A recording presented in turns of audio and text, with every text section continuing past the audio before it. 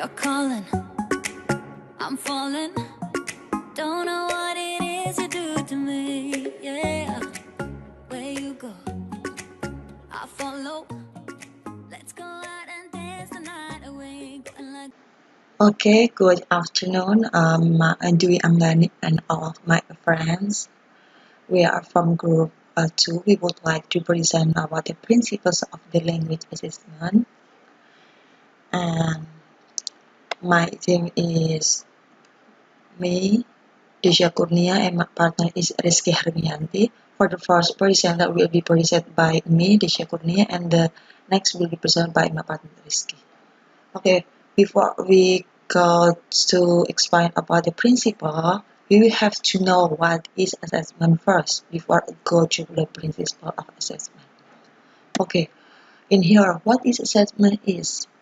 Assessment is one of component of teaching and activities. And also by doing assessment, the teacher can hopefully gain information about every aspect of their student, especially their assessment. And also an aspect that plays critical role in assessment is test. And a good test is constructed by considering the principle of the language assessment. So that the principle is the part of the assessment, so that it is important for the assessment test. Okay, here there is 5 cardinal criteria for attesting a test. I will explain one by one of the 5 cardinal criteria.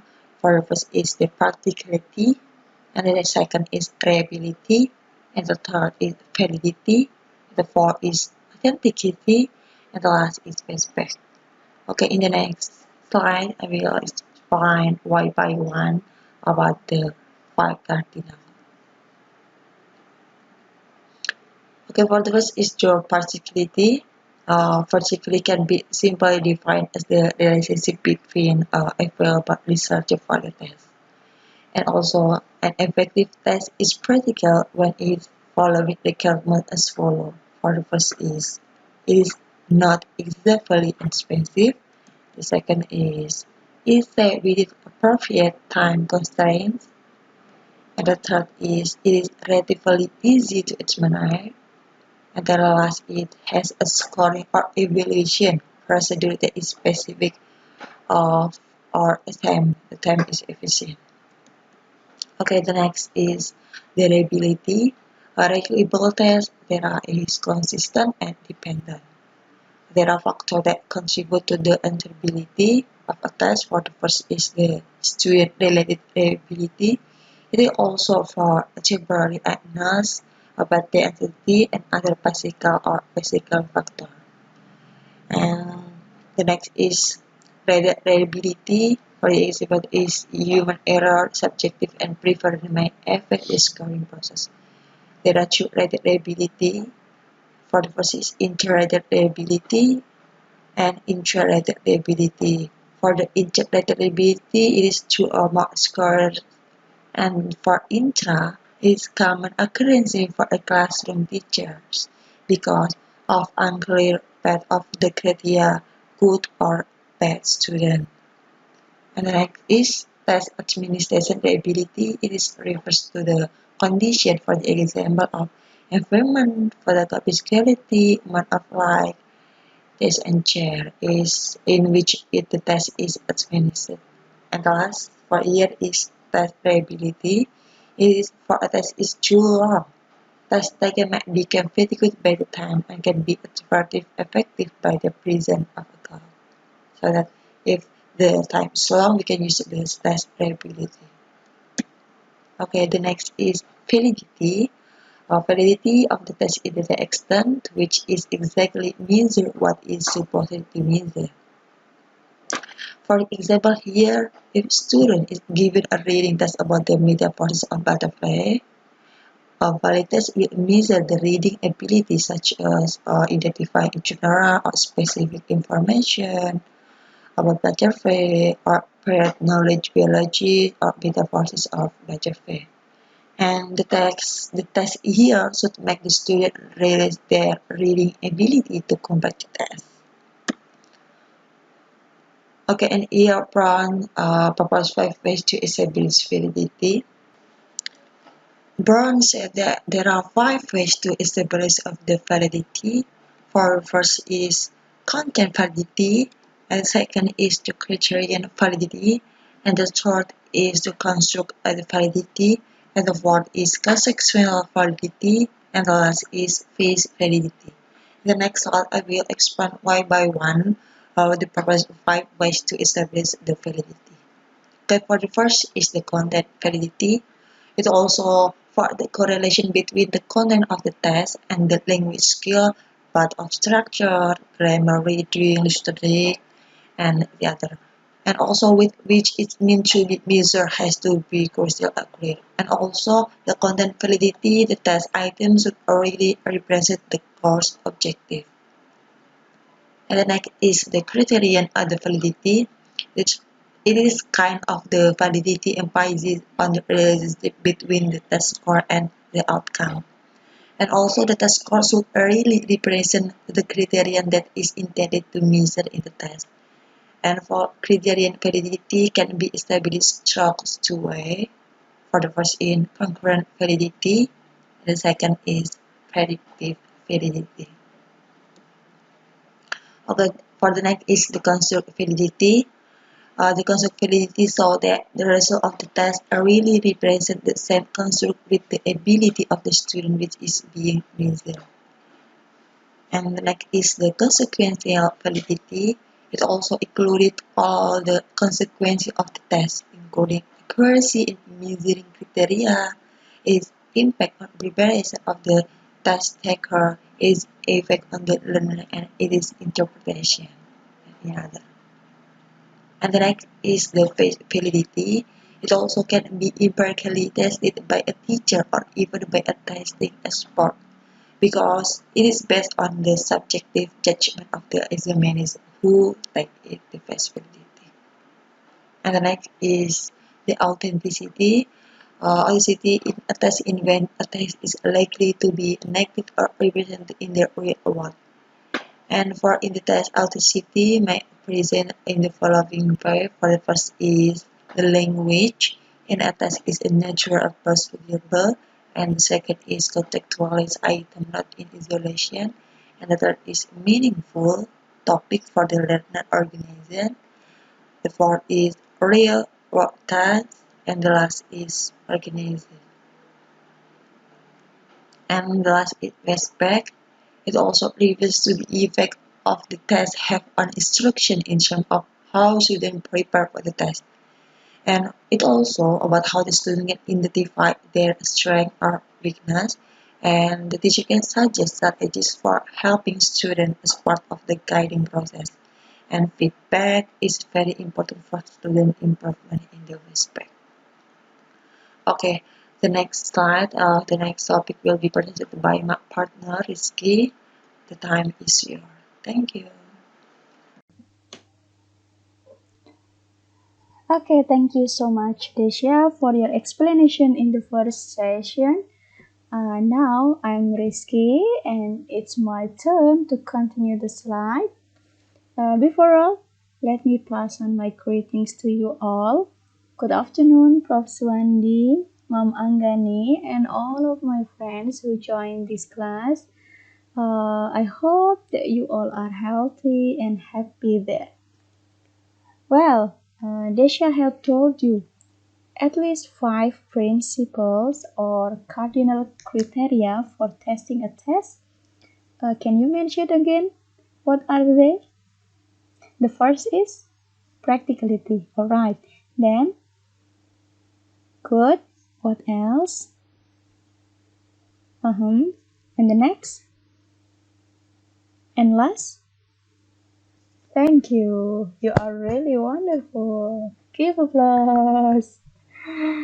Now, by applying the 5 principles of practicality, reliability, validity, authenticity, and respect, you can scrutinize or evaluate your quizzes, tests, or final exam. Let's begin with the first question.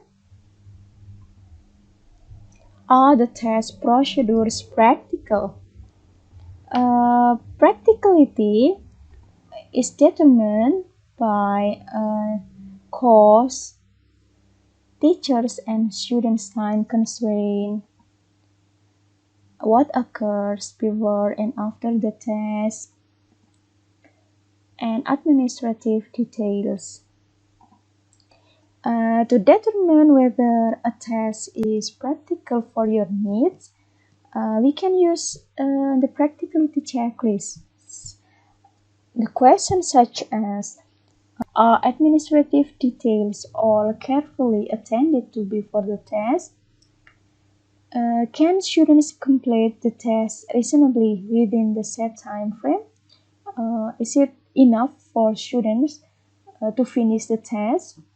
Can the test be administered smoothly without procedural glitches, without a problem? Are all printed materials accounted for? Has equipment been pre-tested? Is the cost of the test within budgeted limits? Also, is the scoring or evaluation system feasible in the teacher's time frame? Or maybe it is too difficult for teachers to score or to give a score or to evaluate the test. Also, are methods for reporting results determined in advance? And the next question that you can use to evaluate your classroom test is the test itself reliable?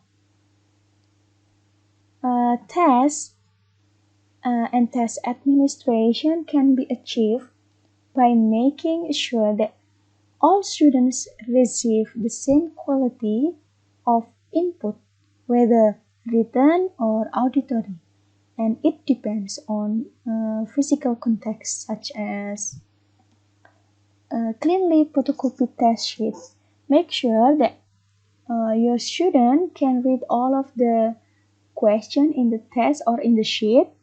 Sometimes the photocopy machine doesn't work well, such as a half part of the sheet, the color is too dark, and the half from it, the color is too light. Yeah, or maybe the writing is not clearly enough to read.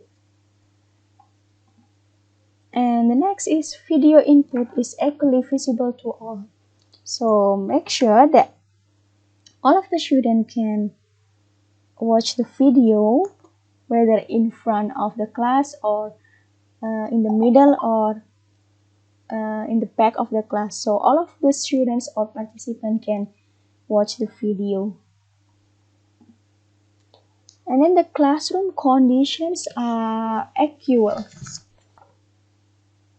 Yeah, the classroom conditions should be equal for all of the students, such as the lighting is not too dark or too hot or too cold maybe, and then the temperature, the extraneous noise, the noise is coming from the outside or inside. It should be quiet if we conduct a test for students. Also, the classroom conditions, it is optimal. Yeah, it should be optimal. And the next is score. Uh, the objective scoring procedures leave little debate. It means that we should minimize the mistake. We should be objective in scoring the test. And also, and then the sound is clearly audible. It means the sound amplification. It maybe you use a test which contains audio. The sound amplification should be clear. Yeah, should be clear to everyone in the classroom. And the next question is, does the procedure demonstrate content validity? Content validity checklist. It is for a test on a unit. It is developed for a test on a unit. The question will be, Are unit objectives clearly identified? Are unit objectives represented in the form of test specification? Do the test specification include tasks that you have already been performed as part of the course procedure? Do the test specification include tasks that represent all of the objectives for the unit? Or maybe do those tasks involve actual performance of the target tasks? There are two steps to evaluate the content validity of a classroom test. Uh, for the first is identification of objective. It is the first measure of an effective classroom test. So make sure that your learning objectives is well framed. Let's take a look into the list of learning objectives. Here I provide you 3 learning objectives. For the first, A. To practice vocabulary in context. This learning objective seems ambiguous because it's not clear everyone can fulfill the act of practicing. No standards are stated, right? How about point B? Students will have fun through a relaxed activity and thus enjoy the learning. It's also ambiguous and not clear because we cannot assess students' fun, students' happy, students' feeling, right? So the last one maybe will be the correct one. Students will produce yes or no question with finalized Indonesian. Yeah, this is an example of good learning objectives because it includes a performance verb and a specific linguistic target. Yeah, produce yes or no question as a performance verb, and then the finalized Indonesian is a linguistic target. And the other steps to evaluate the content validity of a classroom test is test specification. It means that a test should have a structure that follows logically from the units you are testing. Many tests have a design that divides into a number of sections A, B, C, or part 1, part 2, part 3, or maybe part 1 is multiple choice, part B essay, or anything else. And then offer students a variety of item types and gives an appropriate relative weight to each section. And the next question is, has the impact of the test been carefully accounted for? We can use this consequential validity checklist. Have you offered student appropriate review and preparation for the test? Have you suggested test-taking strategies that will be beneficial? Is the test structured so that if possible, the best student will be modestly challenged and the weaker students will not be overwhelmed? Does the test lend itself to your giving beneficial feedback? And are the students encouraged to see the test as a learning experience? That's about the impact. Okay, and the next question is, are the test tasks as authentic as possible? By asking the following questions, you can evaluate the authenticity of the test. The questions are be like, is the language in the test as natural as possible? Are items as contextualized as possible rather than isolated? Are topics and situations interesting, enjoyable, or humorous? Also, is some thematic organization provided, such as through a storyline or episode? And also, do tasks represent or closely approximate real-world tasks? Then, the last question that you can use or apply in evaluating a classroom test is, does the test offer beneficial aspect to the learner?